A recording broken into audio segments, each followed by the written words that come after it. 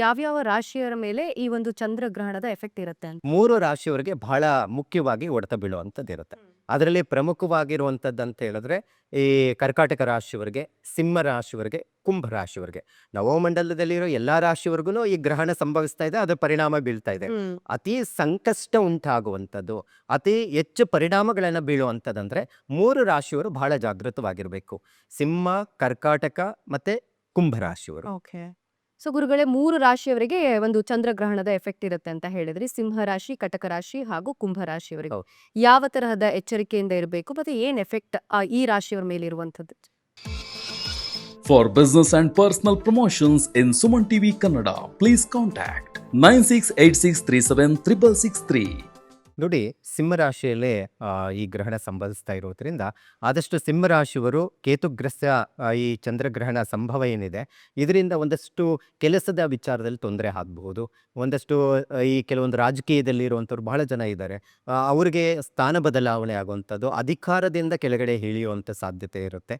ಮತ್ತು ಕೆಲಸದಲ್ಲಿ ಸಾಮಾನ್ಯ ವ್ಯಕ್ತಿಗಳಿಗೂ ಅಷ್ಟೇ ಏನಾದರೂ ಉತ್ತಮ ಒಂದು ಸ್ಥಾನ ಇದ್ದಂತಹದ್ದು ಕಳ್ಕೊಳ್ಳುವಂಥ ಸಾಧ್ಯತೆಗಳಿರುತ್ತೆ. ಸ್ವಲ್ಪ ಜಾಗೃತೆ ಇರಬೇಕಾಗುತ್ತೆ ಮಾತನಾಡುವಾಗ ಅಥವಾ ಏನೇ ವ್ಯವಹಾರ ಮಾಡಬೇಕಾದ್ರೂ ಜಾಗೃತೆ ವಹಿಸಬೇಕು. ಮತ್ತು ಬಿಸ್ನೆಸ್ ವಿಚಾರದಲ್ಲಿ ಅದರಲ್ಲಿ ಪ್ರಮುಖವಾಗಿ ಹೊಸದಾಗಿ ಇನ್ವೆಸ್ಟ್ಮೆಂಟ್ ಮಾಡಿದರೆ ಮತ್ತೊಂದಷ್ಟು ಸಾಲ ಮಾಡುವಂಥದ್ದು ಮಾಡೋಕ್ಕೆ ಹೋಗಬೇಡಿ. ಅದೊಂದಷ್ಟು ಪರಿಣಾಮ ಬೀಳುವಂಥದ್ದು ಇರುತ್ತೆ. ಮತ್ತು ಅದ್ರ ಜೊತೆಗೆ ಕೆಲಸದ ವಿಚಾರದಲ್ಲಿ ಒಂದೇ ಇಲ್ಲ, ಆರೋಗ್ಯದ ಮೇಲೆ ಪರಿಣಾಮ ಬೀಳುವಂಥ ಸಾಧ್ಯತೆ ಇರುತ್ತೆ. ಒಂದು ಮಾನಸಿಕ ಕಾಯಿಲೆಗಳು ಉಂಟಾಗುವಂಥ ಸಾಧ್ಯತೆ ಇರುತ್ತೆ. ಸ್ವಲ್ಪ ಎಚ್ಚರಿಕೆ ವಹಿಸೋದು ಬಹಳ ಒಳ್ಳೆಯದು. ಮತ್ತು ಸಿಂಹರಾಶಿಯವರು ಸಾಧ್ಯವಾದಷ್ಟು ಗೋಧಿ ಮತ್ತು ಅಕ್ಕಿ, ಚಂದ್ರಬಿಂಬ, ಬಿಳಿ ವಸ್ತ್ರವನ್ನು ಅದನ್ನು ಪೂಜೆ ಮಾಡಿ, ಈ ಗ್ರಹಣದ ಆದಮೇಲೆ ಅಥವಾ ಮಾರನೇ ದಿನ ಸಾಧ್ಯವಾದಷ್ಟು ಅದನ್ನು ಪೂಜೆ ಮಾಡಿ ಶಿವನ ದೇವಸ್ಥಾನಕ್ಕೆ ದಾನ ಕೊಡೋದ್ರಿಂದ ಗ್ರಹಣದ ಪ್ರಭಾವ ಕಡಿಮೆ ಆಗಲಿಕ್ಕೆ ಸಾಧ್ಯ ಆಗುತ್ತೆ.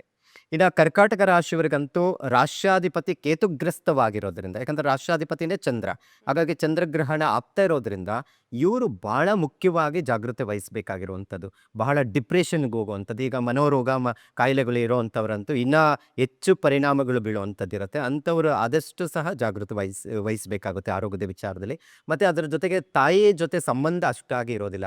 ಚಿಕ್ಕ ಪುಟ್ಟ ವಿಚಾರದಲ್ಲೇನೂ ಜಗಳ ಆಗಿ ದೂರ ಆಗುವಂಥ ಸಾಧ್ಯತೆ ಇರುತ್ತೆ, ಅಥವಾ ತಾಯಿಯ ಆಸ್ತಿ ವಿವಾದಗಳು ಬರಬಹುದು, ಅದನ್ನು ಹೆಚ್ಚು ಜಾಗೃತೆ ವಹಿಸಬೇಕಾಗುತ್ತೆ. ಮತ್ತು ಅದರ ಜೊತೆಗೆ ಚಿಕ್ಕ ಪುಟ್ಟ ವಿಚಾರದಲ್ಲಿ ಸಮಸ್ಯೆಗಳು ಆಗಿ ಇನ್ವೆಸ್ಟ್ಮೆಂಟ್ ಮಾಡಿರುವಂಥದ್ದು ಲಾಸ್ ಆಗಿ ಸಾಲಕ್ಕೆ ಸಿಕ್ಕಾಕೊಳ್ಳುವಂಥ ಪರಿಸ್ಥಿತಿ ಇರುತ್ತೆ. ಇದು ಒಂದು ತಿಂಗಳ ಕಾಲದವರೆಗೂ ಇದರ ಪರಿಣಾಮ ಇರುತ್ತೆ. ಹಾಗಾಗಿ ಒಂದು ತಿಂಗಳ ಕಾಲ ಆದಷ್ಟು ಸಹ ಹೊಸದಾಗಿ ಏನಾದರೂ ಇನ್ವೆಸ್ಟ್ಮೆಂಟ್ ಮಾಡಬೇಕಾದ್ರೂ 10 ಸತಿ ಯೋಚನೆ ಮಾಡಿ ನಿರ್ಧಾರವನ್ನು ತೆಗೆದುಕೊಳ್ಬೇಕಾಗತ್ತೆ. ಮತ್ತು ತಾಯಿ ಮಕ್ಕಳ ನಡುವೆನೂ ಒಂದಷ್ಟು ಸಮಸ್ಯೆಗಳು ಬರಬಹುದು. ತಾಯಿ ಹತ್ರ ಮಾತನಾಡುವಾಗೂ ಸ್ವಲ್ಪ ಎಚ್ಚರಿಕೆ ಅಗತ್ಯ ಇದೆ ಅನ್ನುವಂಥದ್ದು ಇರುತ್ತೆ. ಕೆಲಸ ಮಾಡೋ ಜಾಗದಲ್ಲಿ ಅಷ್ಟೇ ವರ್ಕ್ ಪ್ರೆಷರ್ ಜಾಸ್ತಿ ಆಗ್ಬೋದು. ಕೆಲಸದ ಒತ್ತಡದಿಂದ ಸುಮ್ಮನೆ ಬೇಡವಾದಂಥ ಸಮಸ್ಯೆಗಳು ಬಂದು ಕೆಲಸ ಕಳ್ಕೊಳ್ಳೋದು, ಕೆಲಸದ ಜೊತೆಯಲ್ಲಿ ಕೆಲಸ ಮಾಡುವಂಥ ವ್ಯಕ್ತಿಗಳ ಜೊತೆನೇ ಕಿರಿಕಿರಿ ಮಾಡಿಕೊಳ್ಳುವಂಥದ್ದು, ಸಮಸ್ಯೆಗಳು ಉಂಟಾಗುವಂಥದ್ದು, ಜಗಳಗಳು ಜಾಸ್ತಿ ಆಗುವಂಥದ್ದು ಸಾಧ್ಯತೆ ಜಾಸ್ತಿ ಇರುತ್ತೆ. ಹಾಗಾಗಿ ಇವರು ಏನು ಮಾಡ್ಕೋಬಹುದು ಅಂತ ಹೇಳಿದ್ರೆ, ಗ್ರಹಣದ ಸಂದರ್ಭದಲ್ಲೇ ನೀವು ಸಾಧ್ಯವಾದಷ್ಟು ಚಂದ್ರ ಮಂತ್ರವನ್ನು ಪಠನೆ ಮಾಡಿ. ಸಾಧ್ಯವಾದಷ್ಟು ಸಹ ಪಲಾಶ ಪುಷ್ಪ ಸಂಕಾಶಂ ತಾರಕಾಗ್ರಹ ಮಸ್ತಕಂ ಅನ್ನುವಂಥ ಮಂತ್ರ ಬರುತ್ತೆ, ಅದನ್ನು ಹೇಳ್ಕೊಬೋದು. ಕೇತು ಪೀಡ ಪರಿಹಾರ ಮಂತ್ರ ಬರುತ್ತೆ, ಅಥವಾ ಕೇತು ಗಾಯತ್ರಿ ಮಂತ್ರವನ್ನು ಪಠನೆ ಮಾಡಿಕೊಳ್ಳುವಂಥದ್ದು ಇದು ಬಹಳ ಮುಖ್ಯವಾಗಿದೆ. ಮತ್ತು ಚಂದ್ರ ಗ್ರಹಣ ಆಗ್ತಾ ಇರೋದ್ರಿಂದ, ಕೇತುಗ್ರಸ್ತ ಆಗಿರೋದ್ರಿಂದ ಹುರುಳಿಕಾಳು ಮತ್ತು ಅಕ್ಕಿ, ಬಿಳಿ ವಸ್ತ್ರ, ಚಂದ್ರಬಿಂಬ ಇದನ್ನು ದೇವ್ರ ಮನೆಯಲ್ಲಿ ಇಟ್ಟು ಪೂಜೆ ಮಾಡಿ, ಗ್ರಹಣದ ಸಂದರ್ಭದಲ್ಲಿ ಚಂದ್ರ ಮಂತ್ರಗಳನ್ನು ಪಠನೆ ಮಾಡಿ ಅದನ್ನು ಶಿವನ ದೇವಸ್ಥಾನಕ್ಕೆ ದಾನ ಕೊಡೋದು ಬಹಳ ಮುಖ್ಯವಾಗಿರುವಂಥದ್ದು ಇಲ್ಲಿ ನಾವು ನೋಡಬಹುದು. ಮತ್ತು ಕುಂಭರಾಶಿಗೆ ಹೇಗೆ ಅದರ ಪರಿಣಾಮ ಬೀಳುತ್ತೆ ಅಂತ ಹೇಳಿದ್ರೆ, ಈ ಗ್ರಹಣ ಸಂಭವಿಸ್ತಾ ಇರುವಂತಹ ಸಂದರ್ಭ ಏನಿದೆ, ಈ ಚಂದ್ರಗ್ರಹಣ, ಈ ಚಂದ್ರನ ದೃಷ್ಟಿ ಕುಂಭರಾಶಿಗೆ ನೇರವಾಗಿದೆ. ಮತ್ತು ಇನ್ನೊಂದು ವಿಚಾರ ಏನಪ್ಪ ಅಂದರೆ, ಈ ಸಿಂಹರಾಶಿ ರಾಷ್ಟ್ರಾಧಿಪತಿ ಏನಾಗಿದ್ದಾನೆ ಕುಂಭರಾಶಿಯಲ್ಲೇ ಸ್ಥಿತವಾಗಿರೋದ್ರಿಂದ ಕೇತುವಿನ ಒಂದು ದೃಷ್ಟಿನೂ ಕುಂಭರಾಶಿವರೆಗೆ ಬೀಳ್ತಾ ಇದೆ. ಮತ್ತು ಈ ಗ್ರಹಣದ ದೃಷ್ಟಿ ಏನಿದೆ, ಚಂದ್ರನ ದೃಷ್ಟಿನೂ ಕುಂಭರಾಶಿವರೆಗೆ ಬೀಳ್ತಾ ಇದೆ. ಈಗಾಗಲೇ ಕುಂಭರಾಶಿಯವರು ಅತಿಯಾದಂತಹ ಕೋಪ ಮತ್ತು ಅತಿಯಾದಂಥ ಒತ್ತಡದಲ್ಲಿ ಇದ್ದಾರೆ. ಯಾಕಂತ ಹೇಳಿದ್ರೆ ಈಗಾಗಲೇ 7.5 ನಡೀತಾ ಇರುವಂಥದ್ದು ಇದೆ. ಮತ್ತು ಚತುರ್ಗ್ರಹಿ ಸಂಯೋಗ ಬೇರೆ ಇದೆ. ಅಂದರೆ ಚತುರ್ಗ್ರಹಿ ಸಂಯೋಗ ಅಂತ ಹೇಳಿದ್ರೆ ಕುಜ ರಾಹುವಿನ ಸಂಯೋಗ, ಮತ್ತು ಶುಕ್ರ ರವಿಯ ಸಂಯೋಗ, ಬುಧ, ಈ 4 ಗ್ರಹಗಳು ಮತ್ತು 5ನೇ ಗ್ರಹದಂಥ ರವಿ ರಾಷ್ಟ್ರಾಧಿಪತಿ ಸ್ಥಿತವಾಗಿರೋದ್ರಿಂದ ಒಂದಷ್ಟು ಅತಿಯಾದಂತಹ ಒತ್ತಡಗಳಿಗೆ ಸಿಕ್ಕಾಕೊಳ್ಳುವಂಥ ಸಾಧ್ಯತೆಗಳು ಇರುತ್ತೆ.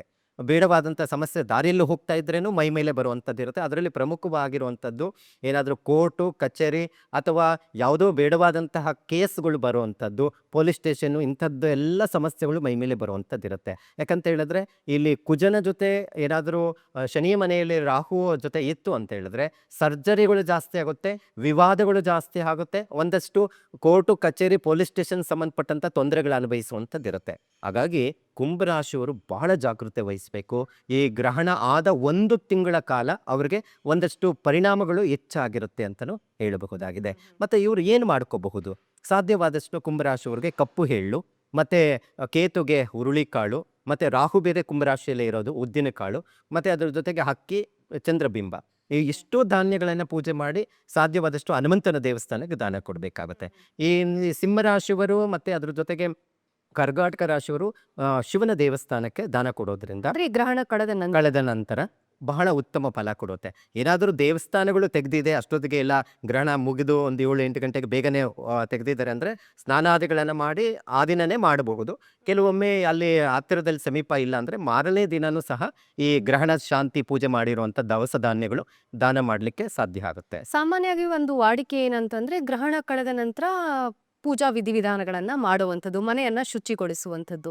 ಸೊ ಈ ಸಂದರ್ಭದಲ್ಲಿ ಗ್ರಹಣ ಕಳೆದ ನಂತರ ಇದನ್ನ ಮಾಡ್ಬೇಕಾ ಮಾಡಬಾರ್ದಾ ಹಾಗಾದ್ರೆ ಇವಾಗ ಅಂತ ಪ್ರಶ್ನೆ. ಖಂಡಿತ. ಯಾಕಂತ ಹೇಳಿದ್ರೆ ಗ್ರಹಣ ಆದಮೇಲೆ ಮನೆ ಸ್ವಚ್ಛಗೊಳಿಸುವಂಥದ್ದು, ದೇವರ ಮನೆ ಎಲ್ಲ ತೊಳೆಯುವಂಥದ್ದು ಇದು ಸಹಜವಾಗಿರುತ್ತೆ. ಆದರೆ ನಮ್ಮ ಹಿಂದೂ ಸಂಪ್ರದಾಯ ಶಾಸ್ತ್ರದಲ್ಲಿ ಏನಾಗುತ್ತೆ ಅಂತ ಹೇಳಿದ್ರೆ ಒಂದಷ್ಟು ಗೋಧೂಳಿ ಸಮಯದಲ್ಲಿ ಎಲ್ಲ ಕ್ಲೀನ್ ಮಾಡಬಾರ್ದು, ಅದು ಹುಣ್ಣಿಮೆ ಬೇರೆ ಇರೋದ್ರಿಂದ ಅಂತ ಹೇಳುತ್ತೆ.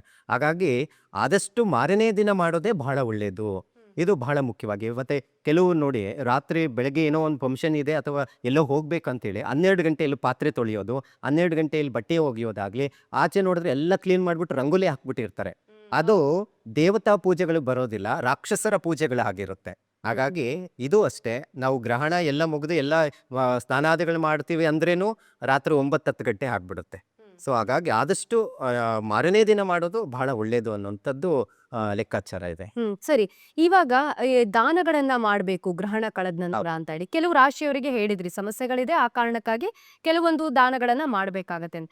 ಇನ್ ಉಳಿದಂತ ಜನರಲ್ ರಾಶಿಗಳಿಗೆ ಅವರು ಕೂಡ ದೇವಸ್ಥಾನಗಳಿಗೆ ಹೋಗುವಂತದ್ದಾಗಿರ್ಬೋದು ಅಥವಾ ದಾನಗಳನ್ನ ಕೊಡುವಂತಾಗಿರ್ಬೋದು ಅನ್ನೋದಾದ್ರೆ ಯಾವ ತರದ ದಾನವನ್ನ ಮಾಡ್ಬೇಕಾಗತ್ತೆ? ನೋಡಿ, ಪ್ರತಿ ರಾಶಿಯವರೆಗೂ ಗ್ರಹಣದ ಪ್ರಭಾವ ಇದ್ದೇ ಇರುತ್ತೆ.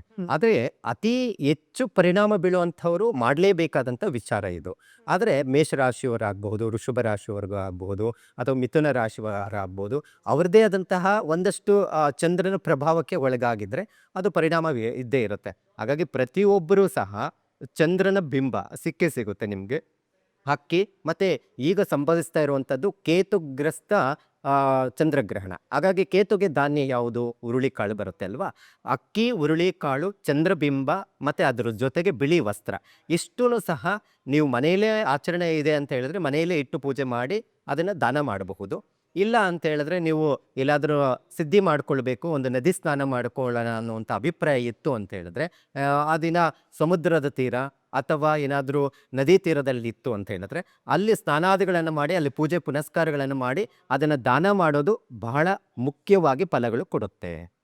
ಈಗ ಸಾಮಾನ್ಯವಾಗಿ ಗ್ರಹಣ ಅಂದ ತಕ್ಷಣನೇ ಪರಿಸರದ ಮೇಲೆ ಎಫೆಕ್ಟ್ ಆಗುತ್ತೆ, ಮಾನವನ ಜೀವನದ ಮೇಲೂ ಕೂಡ ಎಫೆಕ್ಟ್ ಆಗುತ್ತೆ. ಅದರಲ್ಲೂ ಇದು ಖಗ್ರಾಸ್ ಚಂದ್ರಗ್ರಹಣ ಅಂತ ಇರುವಂಥದ್ದು ಏನಂದ್ರೆ ತುಂಬಾ ವಿಪರೀತವಾದಂತಹ ಪರಿಣಾಮ ಬೀರುತ್ತೆ, ತುಂಬಾ ಕೆಟ್ಟದ್ದಾಗತ್ತೆ ಅನ್ನೋ ಮಾತುಕತೆ ಒಂದ್ ಕಡೆ ನಡೀತಾರೆ. ಸೊ ಈಗ ಇದನ್ನ ನಾವು ನೋಡೋದಾದ್ರೆ ಈ ಕೆಲವೊಂದ್ ಕಡೆ ಷೇರು ಮಾರುಕಟ್ಟೆ ಮೇಲೆ ಕೂಡ ಇದರ ಎಫೆಕ್ಟ್ ಇದೆ, ಹಾಗೆ ರಾಜಕೀಯದ ಮೇಲೂ ಕೂಡ ಪ್ರಭಾವ ಬೀರುತ್ತೆ ಅಂತ ಹೇಳಲಾಗ್ತಾ ಇದೆ ಗುರುಗಳೇ. ಖಂಡಿತ. ನಾನು ಹಿಂದೆನೂ ಮಾತನಾಡುವಾಗ ಹೊಸ ವರ್ಷ 2026 ಕಾಲಿಡುವಾಗ ಹೇಳಿದೆ, ಖಂಡಿತ ಈ ವರ್ಷ ರಾಜಕೀಯ ಬದಲಾವಣೆ ಇದೆ ಅಂತ ಹೇಳಿದ್ದೆ. ಇವಾಗಲೂ ಅದೇ ಒಂದು ಸಿದ್ಧಾಂತದಲ್ಲಿ ಇದ್ದೀನಿ. ಯಾಕಂತ ಹೇಳಿದ್ರೆ ಈ ಗ್ರಹಣನೂ ಇದೊಂದಷ್ಟು ರಾಜಕೀಯ ಭವಿಷ್ಯ ಬದಲಾವಣೆ ಆಗುವಂಥ ಸಾಧ್ಯತೆ ಇದೆ.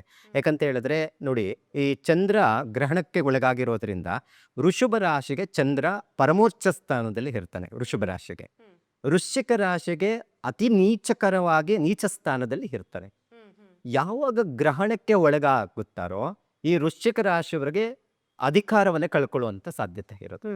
ಈಗ ಯಾರು ಅಧಿಕಾರದಲ್ಲಿ ಇದ್ದಾರೋ ಅವರ ರಾಶಿಯನ್ನು ನಾವು ನೋಡಿದ್ರೆ ವೃಶ್ಚಿಕ ರಾಶಿನೇ ಆಗಿರುತ್ತೆ. ಪರಮೋಚ್ಚ ಸ್ಥಾನದಲ್ಲಿರುವಂತಹದ್ದು ಮತ್ತೆ ಇನ್ನೊಂದು ಬದಲಾವಣೆ ನಮ್ಮ ಪ್ರಕೃತಿ ಮೇಲೆ ಬೀಳುವಂಥದ್ದು ನಾವು ನೋಡಬಹುದು. ರಾಶಿಗಳ ಮೇಲೇನೂ ಯಥೇಚ್ಛವಾಗಿ ಬೀಳುತ್ತೆ, ಮಾರ್ಚ್ 1ನೇ ತಾರೀಕು ಶುಕ್ರ ಮತ್ತೆ ಅದ್ರ ಜೊತೆಗೆ ಶನಿ ಸಂಯೋಗ ಆಗ್ತಾ ಇದೆ. 30 ವರ್ಷಕ್ಕೆ ಒಮ್ಮೆ ಆ ಥರ ಆಗೋದು. ಎಲ್ಲ ರಾಶಿಗಳಲ್ಲಿನೂ ಶನಿ ಮತ್ತೆ ಶುಕ್ರ ಬದಲಾವಣೆ 2 ವರ್ಷಕ್ಕೊಂದ್ಸತಿ ಅಥವಾ ಮಧ್ಯದಲ್ಲಿ ಒಂದ್ಸತಿ ಬಂದು ಹೋಗುತ್ತೆ. ಆದರೆ ಮೀನರಾಶಿಯಲ್ಲೇ ಸಂಯೋಗ ಆಗ್ತಾ ಇರುವಂಥದ್ದು ಪರಮೋಚ್ಚ ಸ್ಥಾನಕ್ಕೆ ಶುಕ್ರ ಬರ್ತಾ ಇದ್ದಾನೆ. ರಾಷ್ಟ್ರಾಧಿಪತಿ ಯಾರು ವೃಷಭ ರಾಶಿಗೆ? ಶುಕ್ರನೇ. ಶುಕ್ರ. ಅಧಿಕಾರವನ್ನ ತೆಗೆದುಕೊಳ್ತಾರೆ.